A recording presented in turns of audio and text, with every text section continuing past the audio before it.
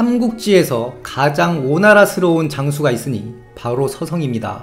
오늘 손찬이 형은 서성에 대해 탐구해봅니다. 서성이 오나라스럽다 한 이유는 지극히 주관적인데, 제가 오래전에 하던 삼국지 게임에서 오나라 인구수가 항상 적어 오나라 유저들은 스스로 오파르타라 칭하며 전쟁 전 출정식에서 오파르타를 외치기도 하였는데, 바로 이 서성이 소승다, 즉 소규모 병력으로 다수를 물리친 전적이 화려한 장수입니다.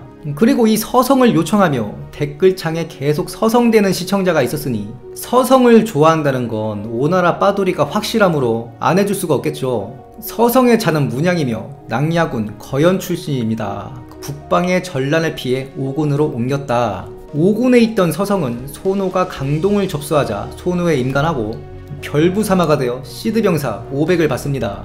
시상연의 현장으로 파견된 서성의 임무는 황조를 막는 것이었는데, 하제나 전종같이 있는 집 자식들은 뜨뜻하게 산적들 잡아 족치면서 사병 불리고 있는데, 서성 이런 애들은 병사 500 주고 전방으로 보내버린 거죠. 물론 서성도 나중에 산호래들 손봐주고 그 공으로 중랑장이 되는데, 사람을 잡아도 호족들처럼 먹여 살릴 수가 없으니까 항상 적은 병력밖에 없었던 것으로 보입니다. 그래서 오히려 오나라에서 소승다의 심볼이 되었다 볼 수 있겠지만요, 황사, 황조의 아들이죠. 수천을 끌고 서성을 치니 서성이 200의 병력으로 1000의 사상자를 내었다. 개처발린 황사는 이후 다시는 시상연을 넘보지 못했다.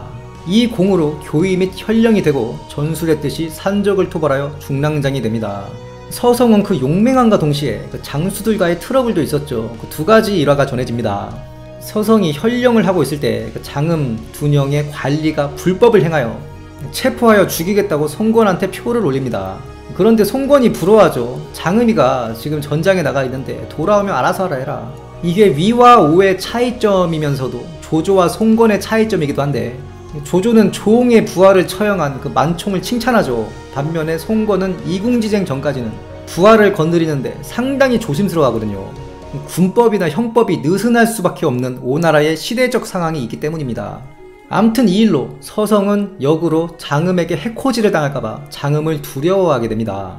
서성이 교의로 몇백 군사를 거느릴 때 장음은 이미 중랑장으로 군세가 일반에 달했었거든요. 오나라에서는 주먹이 법보다 가까운 곳이라 잘못하면 팀킬 당합니다. 그런데 장음은 오히려 송건에게 서성을 칭찬하며 중임을 줄 것을 청구하는 것이죠. 이에 송건이 야, 걔 예전에 네 부하 꼰질르지 않았냐? 이제 와서 서성이를 청구하는 것은 기해의 예를 따르려는 것이냐? 춘추 전국시대 기해가 나이가 들어 은퇴할 때가 되자 진도공이 후임을 누구한테 맡길지 묻는 거죠. 해오를 후임으로 하시라. 이에 진도공이 야, 너 걔랑 사이 안 좋잖아. 이에 기해가 답하죠. 제 후임자를 물으셨지 원수를 물으신 건 아니지 않습니까? 장음도 비슷한 대답을 합니다. 현인을 모시는데 사적인 원한이 있어서는 안 된다. 서성은 지략이 있고 용감하니 마땅히 대군을 지휘할 인재이다.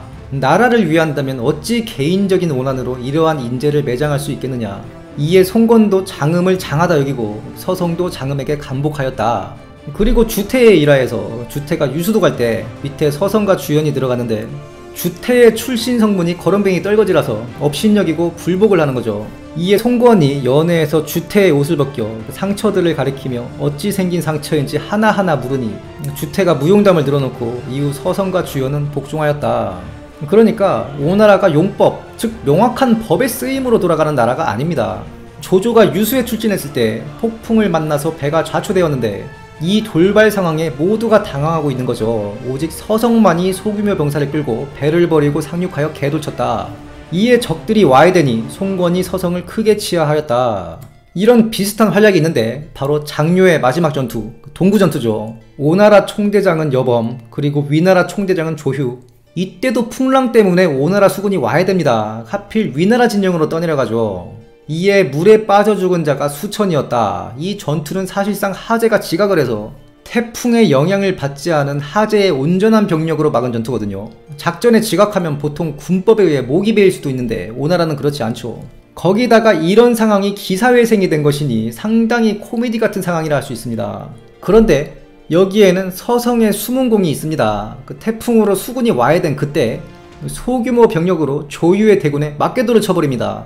말 그대로 서성이 소규모 병력으로 분전하는 와중에 하재의 과학 5호기 양카투닝된 몽충이 도착하는 거죠. 조유가 보기에 배가 마치 산이 움직이는 것 같았다.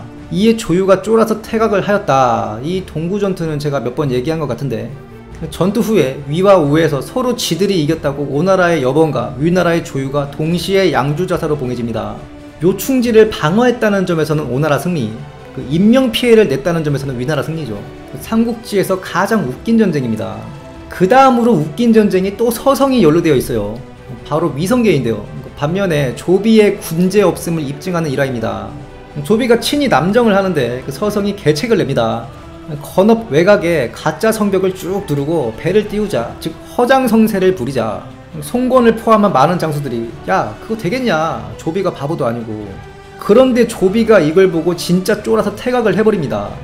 기본적인 세작 운영도 안 됐다는 거죠. 대군사 사마이 보면 무슨 첩보기관도 운영하면서 부하들까지 일거수일투족 감시에 세작질하고 그런 장면이 나오는데 다 허구인 겁니다. 서성의 위성계는 조비의 첩보 체계가 형편없었다는 예시죠. 그 다음에는 10만을 끌고 가서 손소의 500기의 용선, 황제가 타는 배죠. 이것도 버리고 도망가고, 조비가 이런 뻘짓을 하고 있었기에 제갈량이 남정도 하고 이릉대전에서의 피해를 복구하면서 북벌도 하는 전쟁 가는 국가가 될 수 있었던 거죠.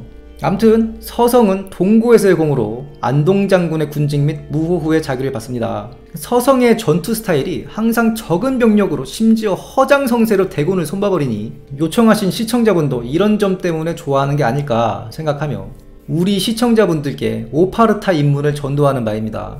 물론 손재리 팬클럽은 사양하겠습니다. 마지막으로 서성에 대한 일화로 영상 마무리하도록 하겠습니다.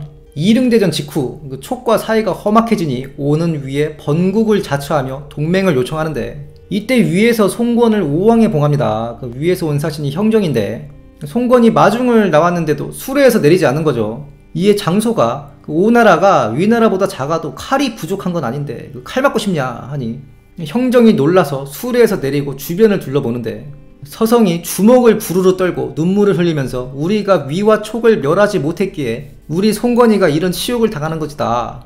이에 형정이 평했다 하죠. 강동의 장상들이 이러하니 남 밑에 오래 머무르진 않겠구나. 지금까지 서성에 대해 탐구해보았습니다. 영상이 유익하시다면 구독, 좋아요, 알림 설정 부탁드리며 다음 시간에도 풍성한 내용으로 찾아뵙겠습니다. 감사합니다.